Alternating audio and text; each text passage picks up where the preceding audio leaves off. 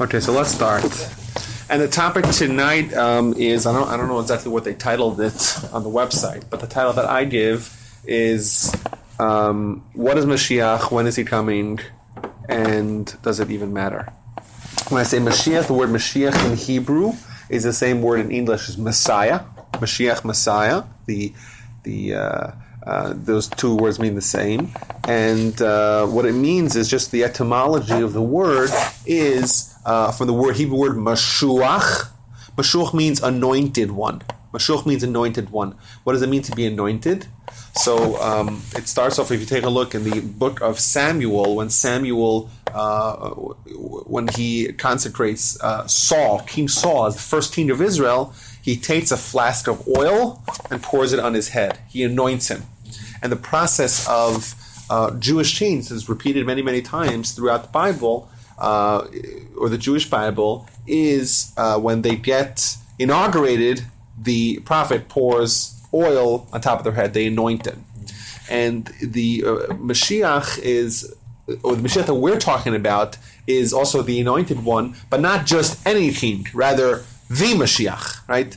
The Mashiach is different than a Mashiach. The Mashiach is the king who is going to fulfill the prophecies outlined for the Mashiach to fulfill, and is going to accomplish. We'll go through exactly what he needs to accomplish, what the qualifications are, what he needs to accomplish, and but the word Mashiach means anointed one, and that's the same word as the Greek word Christ. Christos. The word Christ is from the Greek word Christos, which means anointed one, and even for Christian theology, JC is called Christ because they claim him to have been the Mashiach, right? And Judaism rejected him as a Mashiach. Eventually, even Christianity moved away from him being a Mashiach to him being a part of God, and we'll see how those ideas are contrary to what we believe in. Because that's what the word Mashiach means. Now, why is it important to know about Mashiach? And why is it important to study it? So, in truth, I'll say is that it's really not that important.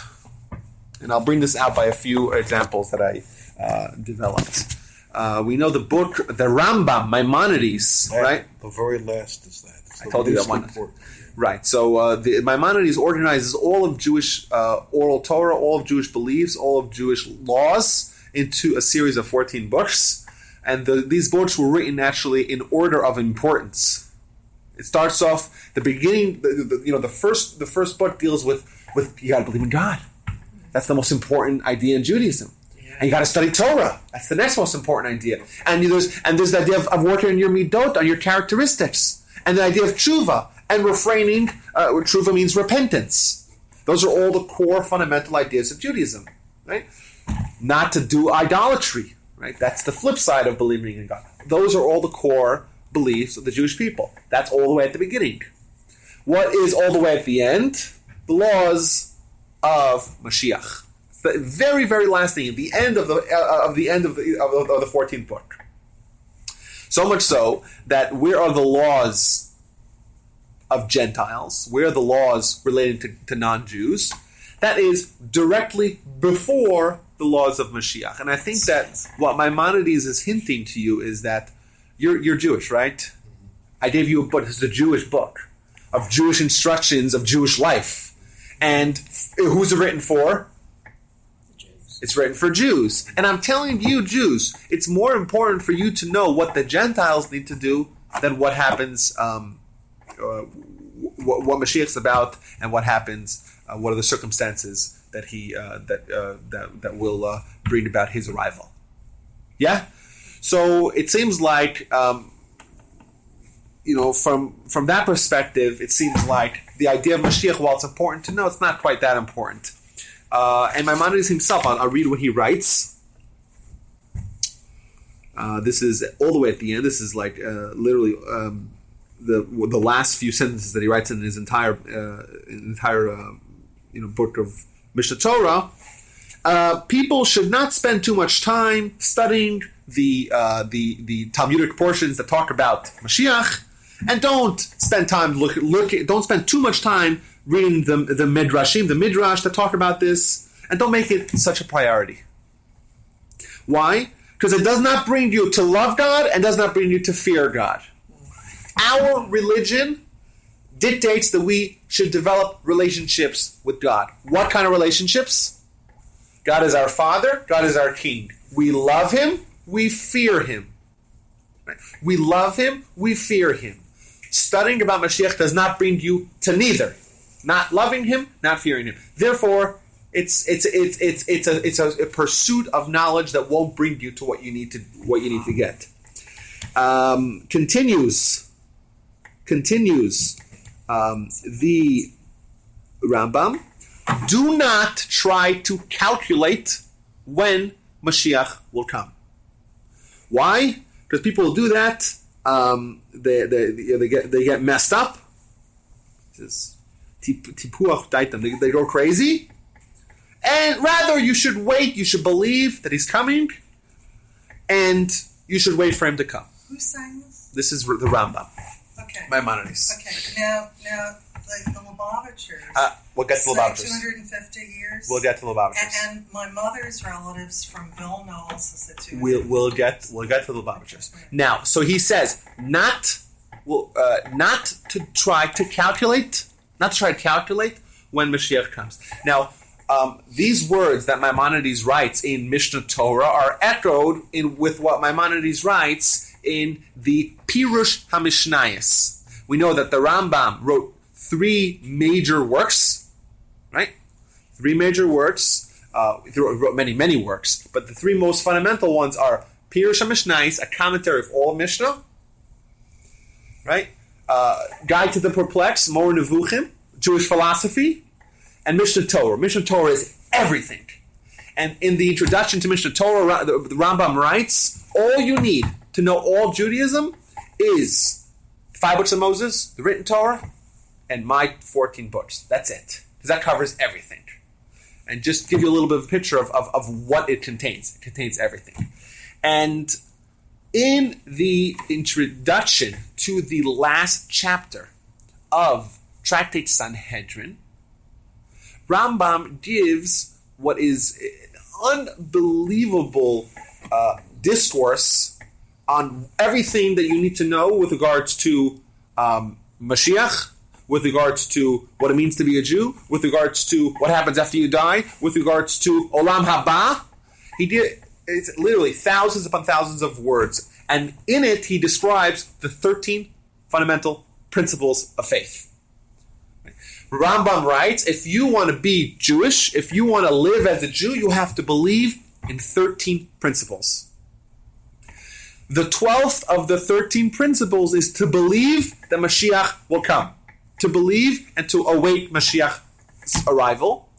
And as a subcategory of that responsibility and belief, he writes that you have to also not try to calculate when Mashiach is going to come. So we see in both the Mishnah Torah and the Pirush HaMishnayos, Rambam writes, do not try to calculate when Mashiach So in other words, don't be obsessed with it, basically? Well, don't be obsessed, he writes it, but also don't try to calculate when he's going to come. That's just part Which of it. seems to indicate, what does it indicate? It indicates that there is a way to actually figure out when Mashiach is coming. There is a way to figure it out. And the Rambam says you shouldn't do it. There are others, most notably the Bar who disagrees with the Rambam, and he says that you can try to calculate when Mashiach will come. We know that many of our great leaders of the past 1,000 years, notably the Ramban, Nachmanides, the Malbim, have tried to come up with formulas to actually calculate this. It means they disagreed with the Rambam, and he said you can try to calculate, or in some instances you may be allowed to calculate when Mashiach is coming, and they have all come up with their formulas. Most recently, we have the Vilna Gaon, the Gaon of Vilna, who wrote in his commentary to the Zohar, to the book of Kabbalah, he wrote that contained within his words is the answer to this important question when Mashiach is coming. So it seems like it is possible to calculate this. Now, I have my own personal, I've mentioned this before, my own personal theory as to how we can calculate when Mashiach comes. And just to brief outline. 'Cause I think it's something which is, sends chills down your spine. That's why I want to share it with you. And I don't profess to, or I don't claim that the way I came up with it is actually correct. It's just a theory, but I think it's so amazing that I want to share it with y'all.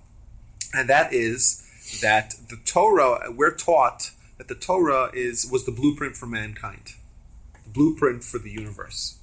The Vilna Gaon also claimed that everything that happened or that happens in the universe, right, is actually foretold in the Torah. So to speak, as if we are living what the Torah prophesies that we're going to do. And that's what he said, and he did not explain. And I have a tradition from my grandfather who said that the Vilna Gaon, who died in 1797, he was asked, okay, if everything is in the Torah, where in the Torah does it say about you, the Vilna Gaon? Where are you? Where are you mentioned in the Torah? And he says, at the end of Parshas Kiseitze, right, which is in Deuteronomy, right, chapter 25, I think. It says, "Even shlema v'tzedek yihi elecha." You shall have a perfect stone. What it means when you measure, when you have stones that are the way they used to measure. You want to go buy cucumbers in the store 1,000 years ago, 100 years ago. You would need to have a stone that weighs a pound, and you would put a pound of fruit on the other side, and when it will balance out, when you have a pound. So there's a mitzvah in the Torah that a storekeeper should not shave off a little bit of his stone and give people less than a pound of fruit for the price of a pound. That's the mitzvah. You should have a perfect stone. And says the Vilna Gaon, Evan, the word Evan, the Hebrew word Evan, is Aleph, Beis, Nun. So take the Aleph. Aleph stands for Eliyahu. Eliyahu was the first name of the Vilna Gaon. The Beis Nun is Ben, the son of, and Shlema is the same letter as Shlomo. It says, and my name is Eliyahu, my father's name was Shlomo, and this verse that says Evan Shlema, this verse talks about me. That's what he said. And there's a book, it's called Evan Shlema, and it's the Musar teachings of the Vilna Gaon. That was the title of the book, Evan Shlema. Okay? Part 1. Part 2, my grandfather said, this is in the 1980s, if the Vilna Gaon was in Parshas Kiseitze, we are in Parshas Vayelech. Your family.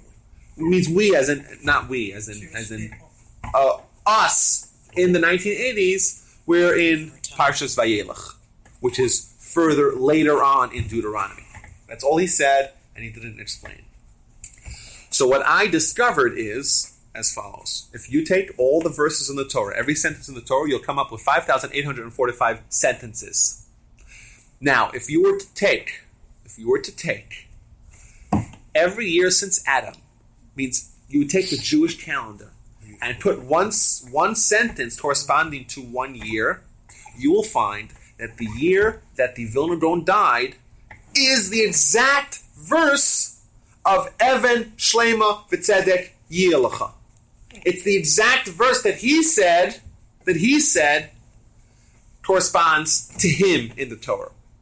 And if you were to fast forward to the 1980s, you'll find in which parsha are you in. Means if you were to take the verses and make every verse corresponding to 1 year, you would find that you would end up in Parshas Vayelech, as my grandfather said in the 1980s. Now, what makes me believe that this is actually accurate? So what makes me believe is a few things. When I calculated, I found that the year 1939, which was a very pivotal year in Jewish history, and I found the corresponding verse, and this is where the chills went down my spine. The Holocaust, 1939. Vayitshem Hashem me'al hadmasam be'af u'bechema u'beketzav gadol vayishlchem al eretz acheres k'yom hazeh. Translated into English, and Hashem removed them from upon their soil with anger, with wrath, and with great fury, and he cast them to another land as this very day. The Jews were living in Europe for 1,500 years. And in one fell swoop, Jewish activity in Europe was totally destroyed and was reassigned to Israel and the United States. And is it a coincidence? Maybe. But maybe this verse is prophesizing that the Holocaust is going to happen. And the Jewish people that had their center of life in Europe are going to be uprooted from there with anger, with wrath, and with great fury, and cast away to a different land. And the verses continue, and a few verses later, you get them Jews coming back to Israel. How shocking is that? Then Hashem your God will bring back your captivity and have mercy on you and return you and gather you from all other peoples to which Hashem your God has scattered you, bringing the Jews back. If you're dispersed, will be at the ends of heaven. From there, Hashem your God will gather you in, and from there He will take you.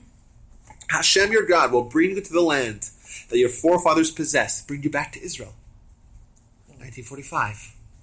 The Jews are coming back to Israel. And you shall possess it.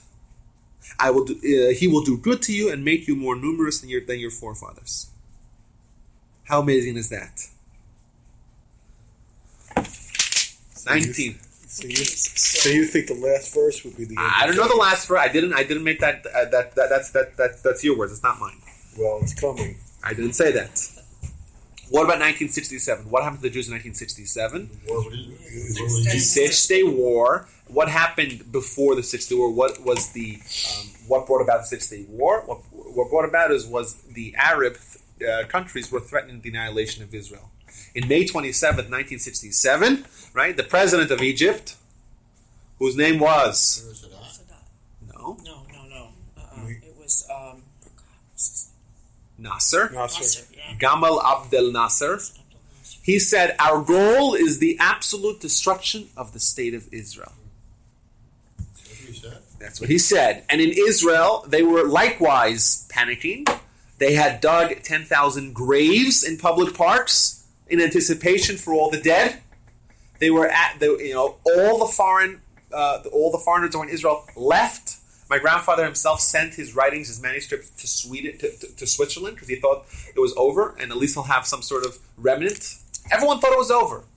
And like that, in 10 minutes, a miraculous victory for the Israelis. They destroyed all of Egypt's airplanes and runways, and they gained air superiority, and eventually they captured the Sinai Desert, the Golan Heights, the West Bank, and the old city of Jerusalem.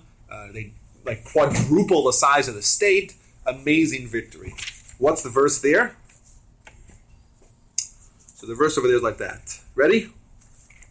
Chizkuvim tzu, be strong and courageous. Do not be afraid and do not be broken before them. For Hashem your God, it is He who goes before you. He will not release you, nor will He forsake you. Don't worry, man. I got this one. My aunt sent my aunt Jan Praver sent my grandmother Sarah on a boat, on a cruise to Israel, and my grandmother got to see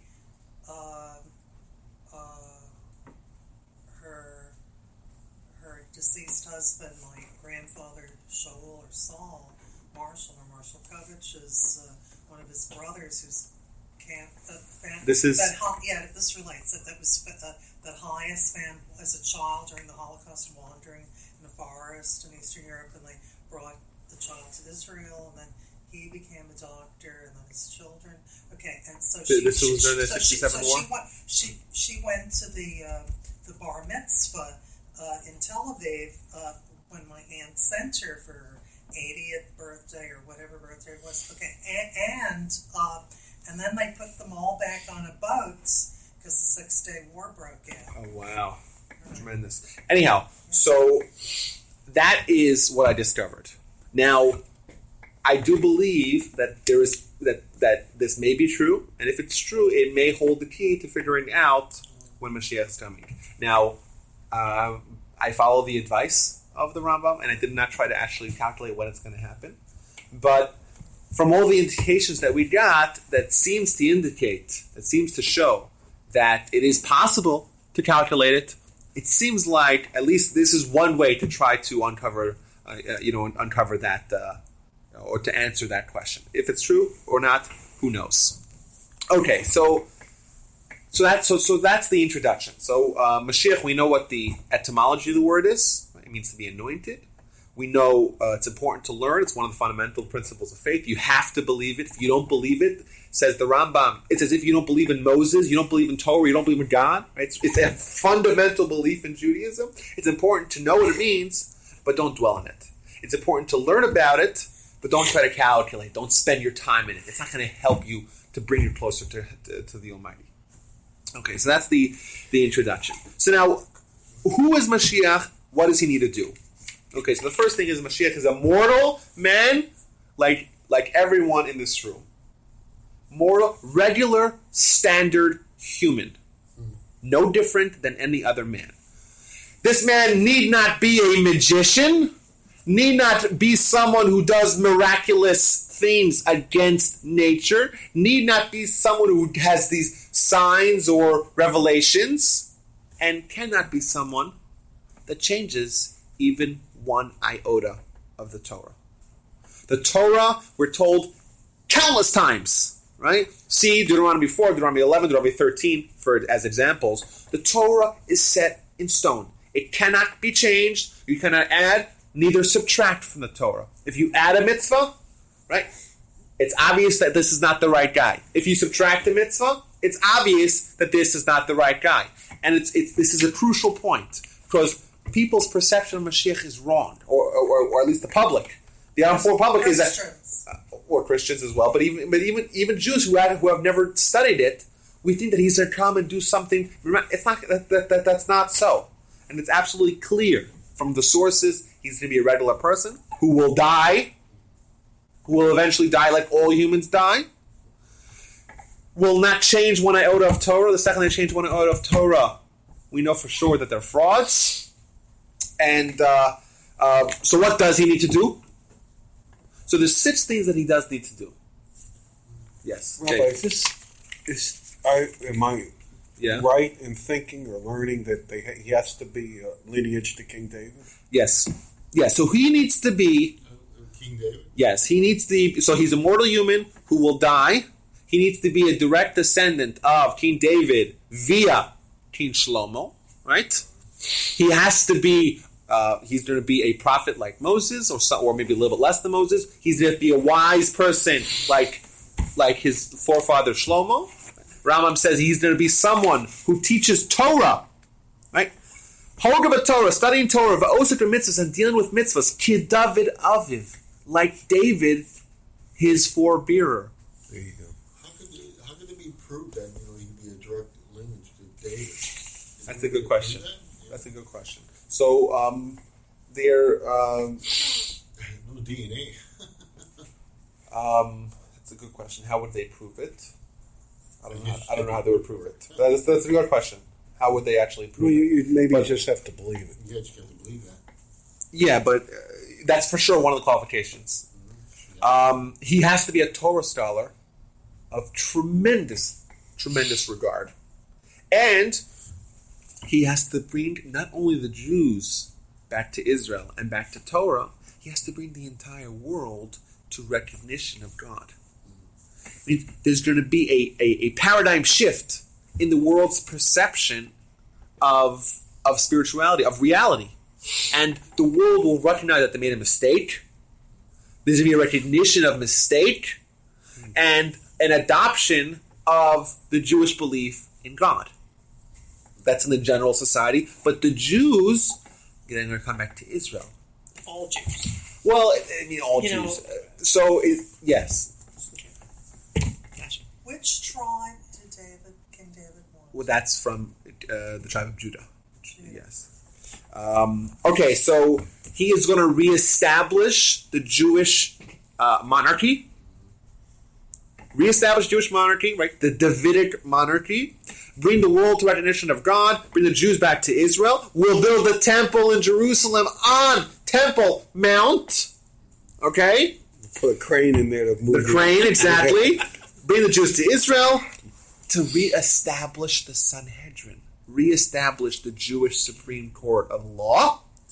And the last thing that he would need to do is to reinstitute the sacrifices in the temple and the Jewish calendar laws. What I mean by calendar laws, the laws of Shemitah and the laws of Yovel.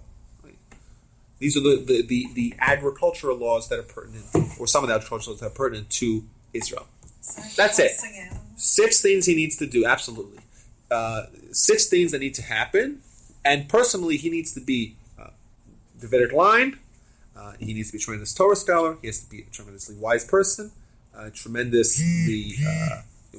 going to be a prophet. Does he need to do any miracles? No. There seems to be an indication that he's going to be also a somewhat of a military leader. It says that he's going to lead the Jews. V'yilachem milchamas Hashem. So this, I'll translate what it means, and I'll explain to you why it's a little bit ambiguous. And he will fight the wars of Hashem. He will battle the wars of Hashem. So that could mean that he will be a warrior as well. And it could also mean that he'll battle the spiritual battles of God. Now,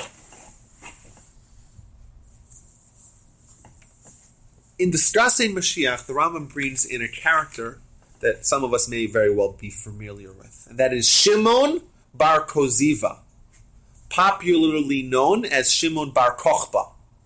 Who was this guy? This was someone who led the revolt, the Jewish revolt over the Romans in the year 132. He was obviously a tremendous Torah scholar. He fulfilled all the qualifications. He was a tremendous military warrior. Right? So much so that Jewish lore has, or there's a tradition, that this Bar Kochba was able to ride on a horse and uproot a tree with his bare hands. Tremendously mighty warrior.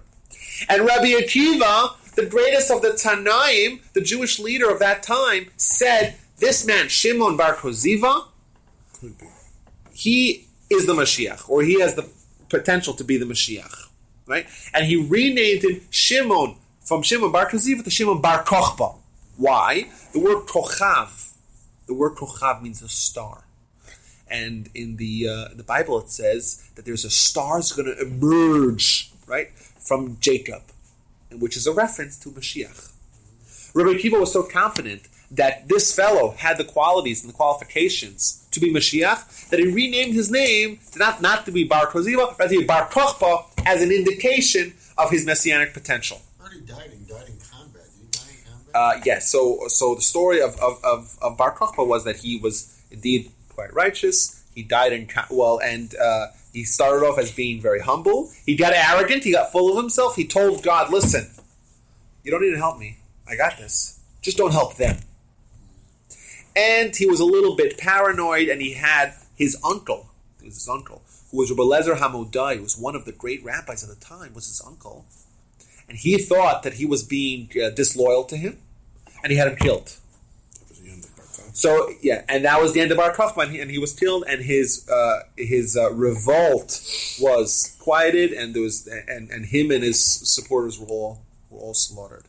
But it's used as a model because we know the second Rabbi Akiva says about someone that he has messianic potential. We have a picture of what messianic potential means. This guy, Bar Kochba, he was a warrior, so that may seem to indicate that the Mashiach will be a warrior, but that doesn't say it clearly. It's not explicit in the text. But he was someone who did no miracles. Who didn't act in any way outside the realm of nature. Outside the realm of nature. So he could have been Mashiach, but he wasn't. He's dead. The Rambam writes because after he died, it became clear that he was not the Mashiach. So it seems that there's another qualification that's necessary, that the person Mashiach has to be alive. Once the person if he had messianic potentials, regardless of whether or not he has messianic potential, if they're dead, they can no longer fulfill those qualities. Now, Well, the Messiah, is he supposed to, if he does come, is he supposed to die too? so I don't want to get into the idea. There's an idea called Mashiach ben David and Mashiach ben Yosef. You could Google it. I don't know much about it. It seems that there might be two Moshiachs. One Ben Yosef, the son of Joseph, who will lead the Jews, but then will die. And then the second one will be Ben David, the son of David. The Rambam does not mention it. So I'm sure there are sources that talk about it. I'm not familiar. I'm familiar with the idea. I'm not familiar with the particulars. What the Rambam does quote is the idea of Gog uMagog. Anyone heard those terms before? Yeah. Gog uMagog. Gog and Magog. Mm-hmm. So Gog and Magog is this apocalyptic battle outlined in the book of Ezekiel V'Cheskel. That's going to happen between the final battle of the good and bad, and Jacob and Esau, and the Jews and the rest of the world, and everything will be at stake. This is it. It'd be a tremendously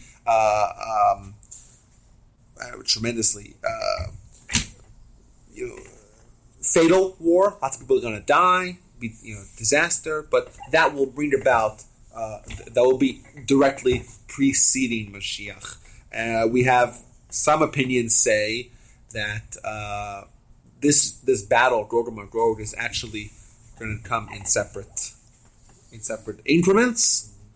Some people say that maybe World War I was increment number 1, World War II was increment number 2, and some third battle may be the third increment. Who knows? But the battle of Gog and Magog will precede it, according to the Rambam.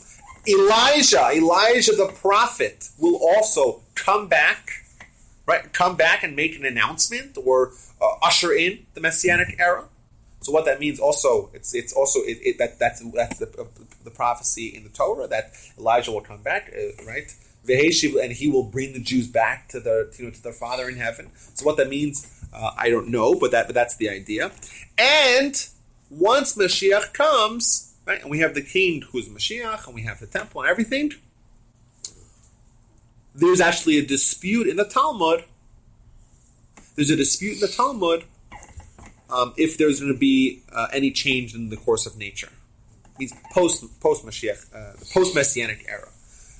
And one opinion says yes, one opinion says no. The Rambam, he sides with the opinion that says that there will be no change. The only change will be that the Jews will not be subjected to the kings or the kingdoms of the land. They will have the free reign to study Torah and to delve into spiritual exercises, and that is really why we're striving to have Mashiach, because Mashiach will usher in a period of a renaissance in learning, a renaissance in Torah study, a renaissance in belief of God, and a spiritual utopia. And that's why we want it.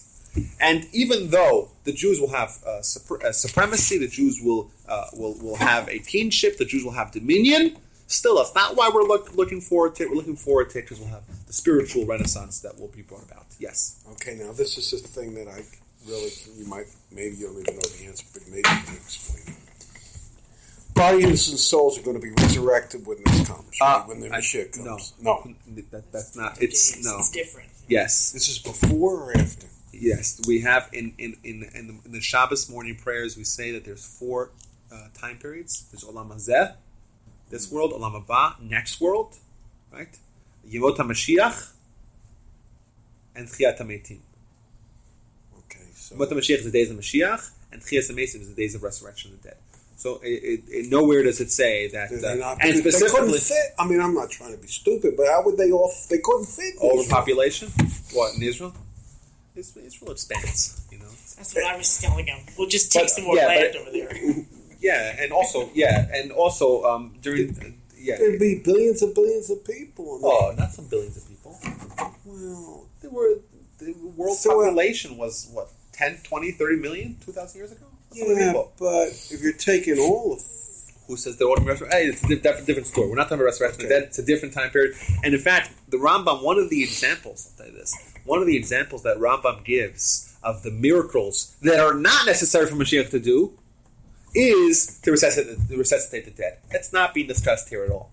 While that is a Jewish belief and one of the 13 principles, it has not. It is a separate principle than that of Moshiach. And it's not going to take place at the same time. Doesn't seem like that. Okay, that answers my question. Okay, so while the Rambam clearly is of the opinion the reason I'm quoting the Rambam so many times because he is the opinion on this. He is the opinion on this matter. The one who wrote most extensively about it and the most quoted, and everyone goes with his position on this matter. While he is of the opinion that what's going to happen post the Messianic period, or in the Messianic period, is not going to be a change in nature, just a change in the Jews' ability to study Torah without any restrictions. He still writes a caveat that no one really knows what's going to happen.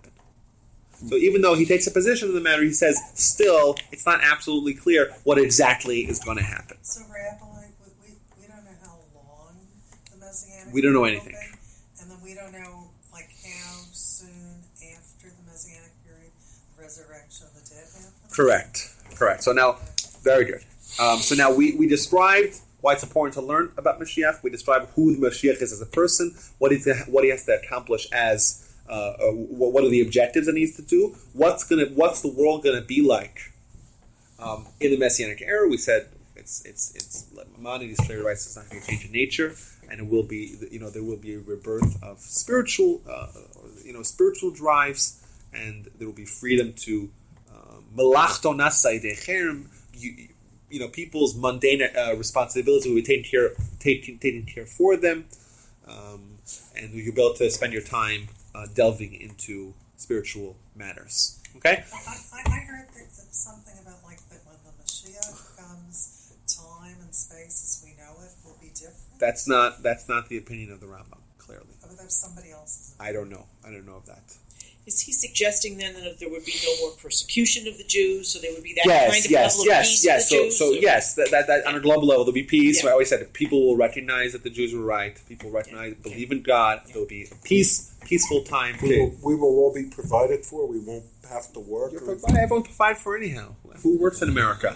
No, but is that what you're saying? Did anyone in America ever starve to death in the past 100 years? No, right? We're all taken care of just fine. You ever wash your clothing by the river? No. Right? We all have it pretty good already. The idea of time if you don't have an income, be all automated. The idea of time and space as we know it being different, that seems like being more like with the resurrection of the dead.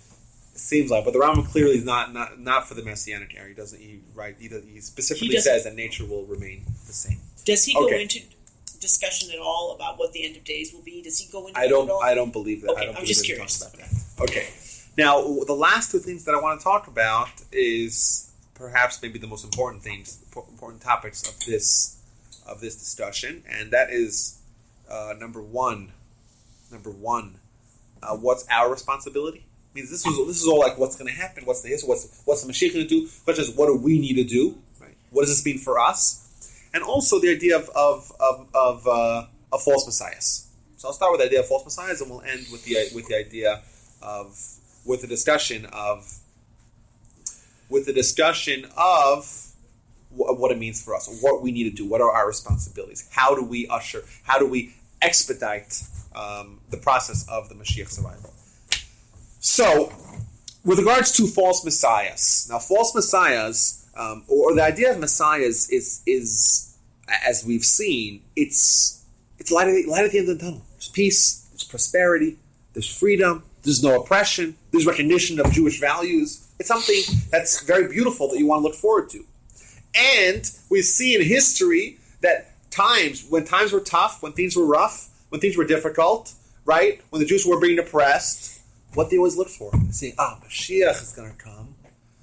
And we'll be able to stop having these challenges and have the freedom to live as Jews, to live comfortably, to be able to pursue what we need to pursue as Jews.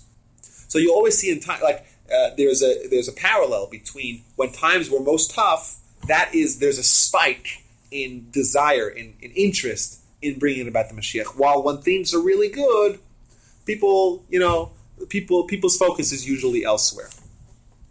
And as a result of this, you have people, when the Messianic fervor is high, you have people that have gamed the system, or people that try to, or claim to be Moshiach and got a following because people were just so desperate, for the light at the end of the tunnel. So, but we have also, it's important to note that we have different kinds of false Moshiachs. We have Moshiachs that are totally false. There's examples of those. We have potential Moshiachs, and we have potential Moshiachs that actually didn't pan out because of the character of the Moshiach wasn't up to par. And there's also an idea, of someone being a potential Moshiach, but the Jewish community was not righteous and didn't have what it takes, or the merit necessary to bring about the Mashiach. Why do I say that? Because we have a tradition that in every generation there's a potential Mashiach. Why do we say that? Because we believe that Mashiach could come any day. Part of belief in Mashiach is the idea, is yearning for him to come, and the recognition that it can happen at any time. So if it can happen at any time, there has to be some man who fill those shoes, fulfill that role.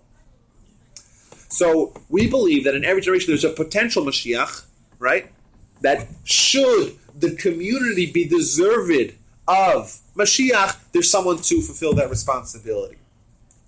Then we have someone like Bar Kochba. Bar Kochba, he had Messianic potential.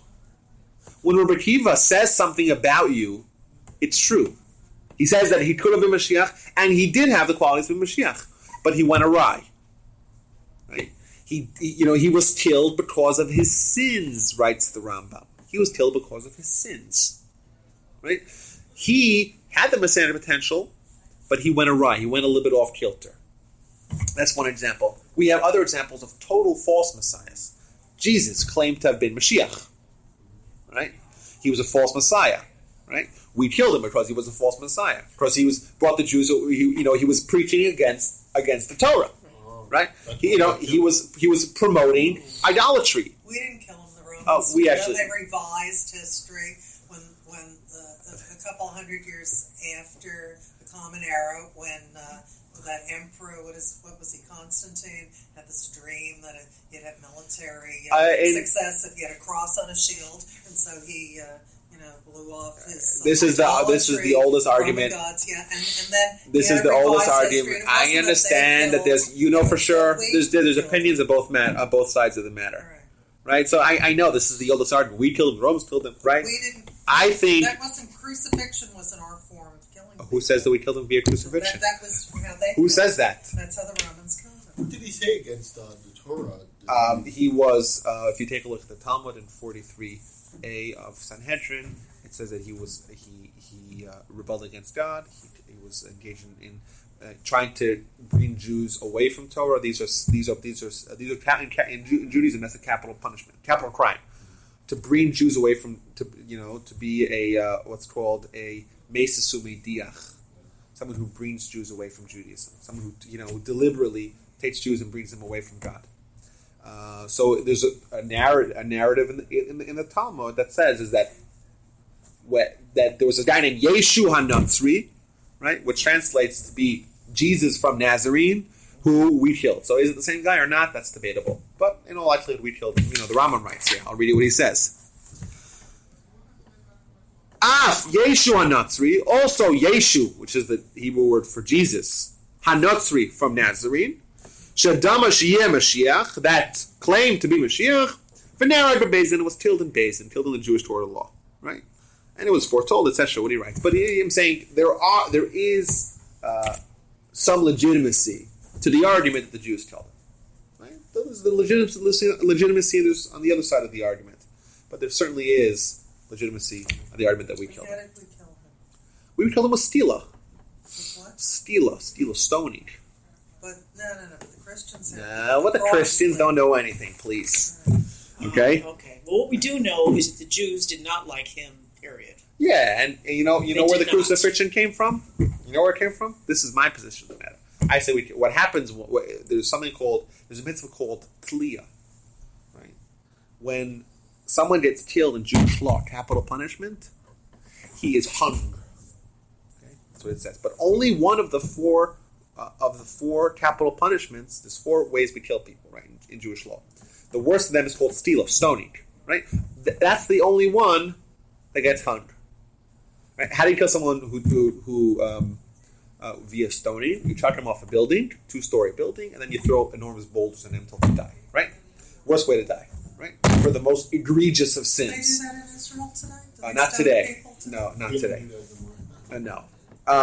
But what happens to someone after they're stoned is they're hung for just a little bit. They're hung on something that could be misconstrued as a cross. Or it's very close to a cross. So what I think happened, I think this is my position on the matter, I may be wrong. The Jews killed him, they stoned him, they hung him, and that was the lasting image of him. But Maybe yes, maybe the no. Romans who occupied Israel, Well, they participated.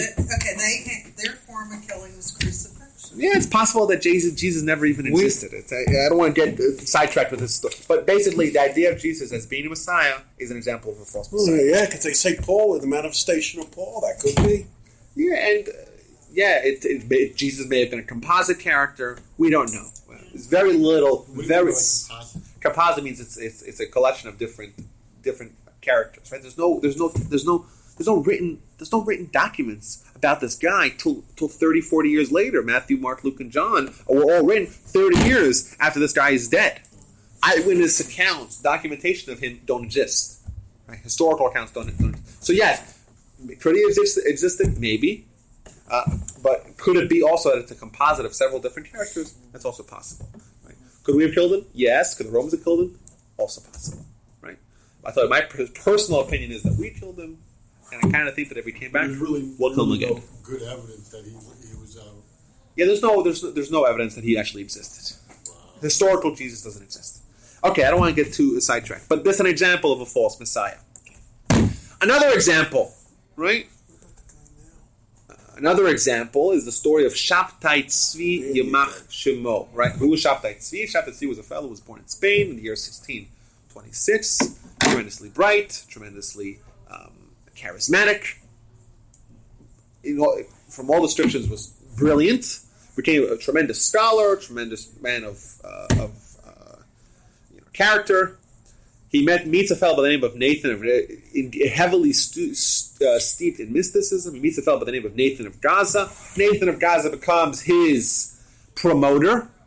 Nathan of Gaza convinces him that he's Messiah, and they go around preaching. He gets a huge following. People sell their homes, say we're moving to Israel. There's a movement moving to Israel. On the way, they stop off in Turkey. The Turkish, whoever was running the Ottoman Empire, says, "Oh, yeah, the Sultan, whatever." He says, "Oh, you're really Messiah? You're going to prison." So he was in prison, and he had like a whole wing to the prison by himself. And he was accepting visitors, and he was like foreign dignitaries, and eventually he converted to Islam, and obviously, I was talking. He was Muslim, wasn't he? yeah. And he converted to Islam, and then some people said, well, maybe he was still Moshiach even after he converted to Islam, and he repudiated his Jewish faith, and that's also not true. And this is actually one of the most saddest episodes in Jewish history is the story of Shabtai Tzvi, because the Jews were terribly persecuted all across Europe in the 17th century. Terrible persecution. Right, and like we said, when the persecution's high, right, the drive, the messianic anticipation is also high. They see a guy who seems to fulfill some of the qualities, not quite. In retrospect, he wasn't really the right guy, and in retrospect, it was a mistake. And the rabbis never even accepted him. They knew he was a fraud, but people want to listen, and it was a tremendous. And years later, hundreds of years later, the reverberations of Shabtai Tzvi still affect the Jewish community.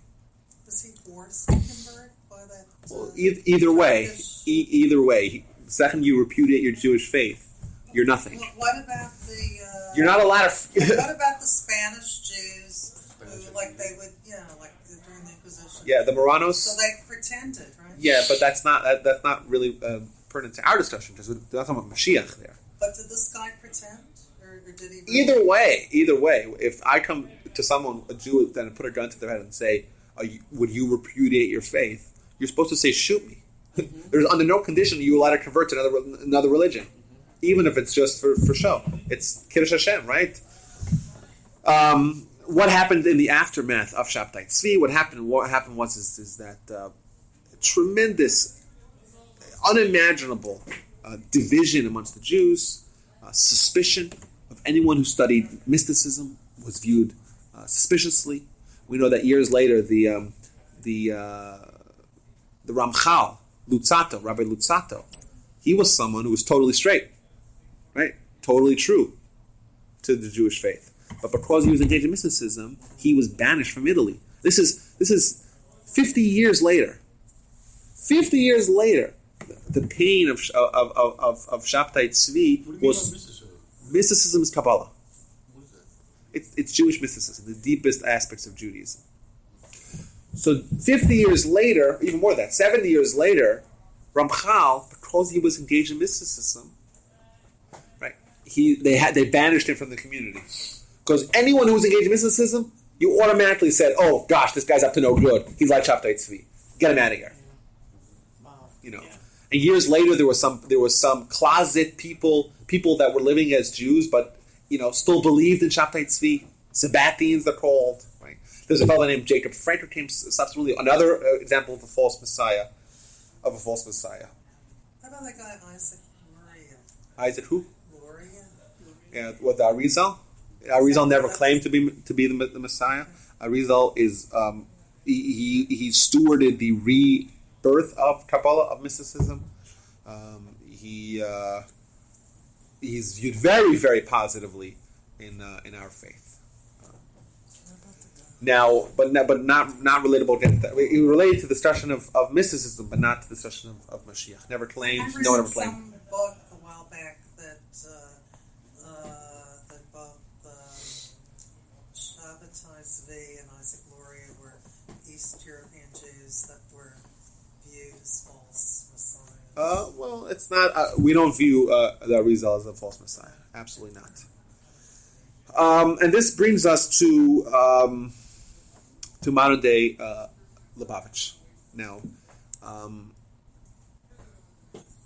I want to preface this by saying a quick disclaimer: is that Lubavitch is one of the great Chassidic dynasties, and one of the if there's anything to Chassidic wisdom, Chassidic inspiration, but more the intellectual inspiration, that's all from Chabad. And the Torah of Chabad, the Torah of Lubavitch, is amazing, and the work that they do today is also unprecedented. Unprecedented in their degree of dedication, unprecedented the scope of their kindness, and it's truly remarkable in many, many facets. That notwithstanding, in Lubavitch there was a tradition that there's going to be 7 Lubavitch Rebbes, starting with the Baal HaTanya, who was the founder of the movement, and the last one is Rabbi Schneerson, who died in 1994. And the last one, the tradition of the Lubavitch community, was that the last of the 7 will be Moshiach. Now, Rabbi Schneerson assumed the leadership of Chabad in the 50s from his father-in-law, incidentally also named Schneerson. He married his first cousin. And he was a man of tremendous Torah knowledge and ability, a tremendous leadership and vision, and he was one who started Chabad outreach. We know that Chabad now there's thousands of Chabad rabbis all across the world doing great things. And there was a belief that he is Moshiach. And even in his lifetime, there were claims, and there were claims there's strong held beliefs in the community that he was Moshiach. It seems like he did not quiet those claims. Maybe he embraced them, maybe no, unclear. Regardless, he died in 1994. 1994. He's buried in Brooklyn, and there are those. There's a fringe movement in Chabad that thinks either he thinks he's still alive, or thinks he's still Mashiach, or thinks he's coming back. Now, the problem, the danger with this is, what's the danger? Is that this is not the first time that there was someone who was claimed to have been Mashiach who died, whose followers said, "Oh, he's coming back." We're very familiar. There's an exact parallel to that, and that is Christianity, right? A guy claimed to be Mashiach, dead. Oh, he's coming back. How convenient. He was 90 years old, 92, 89, something like that. Now, and this is a very, very real danger, and it's not being publicly addressed. And while statistics as to who really believes this and who really doesn't believe that, it's very hard to get accurate statistics. But what we do know for sure that there is a sizable amount of people that do believe that, and it's very dangerous. Especially, it's very unfortunate that one of the most remarkable of the Chassidic dynasties would go down this path. Would go down this path of following a Rebbe and claiming him to Moshiach and really rehashing Christianity all over again. Very dangerous. And what I'll tell you is that there are responsible. They are very strange as well, right? There are responsible. Means there are people that seem to be in every other way rational, intelligent people who say, "Oh, what do you mean he's not dead? He's just he's existing." Wait, it's insanity, right? He's not really dead. He's coming back. It's so un-Jewish. It's so. Well, Christians believe that second coming of Christ too. Right, and there's an exact parallel. Yeah. So and that's why it's so weird. There are mature leaders in Chabad, most notably Rabbi Krinsky, who was the Rebbe's Gabbai, the Rebbe's right-hand man, who runs many of the institutions, who is trying to stand out this movement, because it's very easy to see how 20, 30, 50 years down the line it could just totally morph into its own religion, and that's the most unfortunate thing that could possibly happen. So there are people that are trying to change it, but this is still a real danger, for this community. He's dead. He ain't coming back, and he's not Moshiach. Could he have been Moshiach? Did he have Messianic potential? Maybe. It's possible that he was the potential Moshiach, but now post facto, he's dead. He ain't coming back, and we have to move on. Well, they said that during the Vietnam War, all these little religions were coming out. But the federal government came out with a law to come out with another faith, give like a sub-faith in Christianity. It's got to be passed by Congress or something like that. Is that right? I'm not familiar with that. Every time there's a war, you get all these little cults. Yeah. All these little cults come out. Yeah. Everybody's looking for something. Are you guys Christian? No, I'm Jewish. Are you Jews for Jesus, or you're Messianic? No, I converted to Judaism. Are you converted? But they said every time there's a war, a bad war, like Vietnam or the Korean War, you get all these cults come out. Because people are looking for something. Yeah. They're looking for something. The federal government made a law that it has to be passed.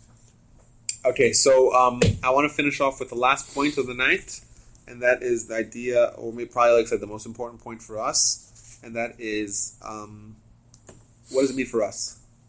For us in our lives. This is a lot of lofty ideas that are theoretical, what's important to know, but not really practical for us on a daily basis. Like the Rambam writes. The Rambam says, don't dwell in it. It's not going to bring you not to love God, not to fear God. And that's your responsibility, to love God and to fear God. And all your effort should be, directed towards accomplishing one of those two things. What does it mean for us? So I want to quote the Gemara, the Talmud in Sanhedrin 97a. And I think I might have mentioned this before. And the Talmud says, Ein bein David ba ela bedor shekula zakai o bedor shekula chayev. The son of David, i.e. Messiah, is not going to come, right? Only in a generation that's totally righteous, or a generation that's totally wicked. I know where I mentioned it. I just remember where I mentioned it when I gave Chumash classes in Aroma Pizza on Wednesday mornings at 11:30. So you were there. You heard this, but Dave probably didn't hear it. Right? Very strange statement. When's Moshiach coming? Either in a generation that's totally righteous, or a generation that's totally wicked. What does that mean? So it can mean a few things. For example, it can mean that Moshiach is only going to come in a polarizing generation. In a generation where people view others as either totally righteous or totally wicked. There's no gray area. There's no middle ground. There's radicalism on every side. That's what it could mean.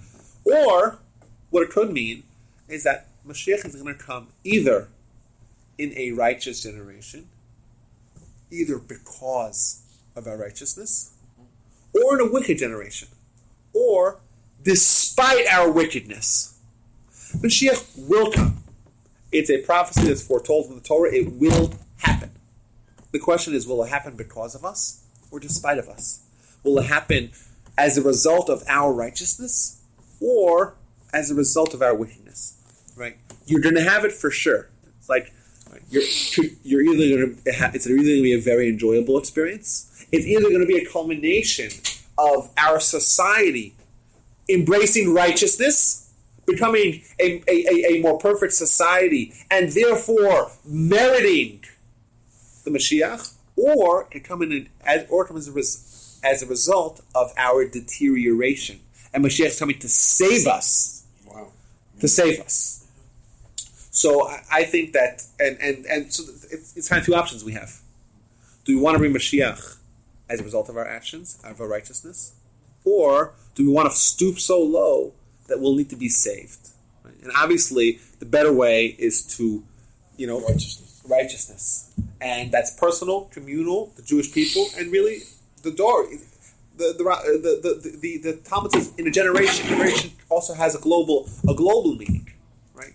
When us as individuals and us as families, us as communities, as countries, but really us as as a species, mankind, when we become more righteous, we bring the world a step closer towards Mashiach Shekula Zakai. Mashiach in a generation that's totally righteous.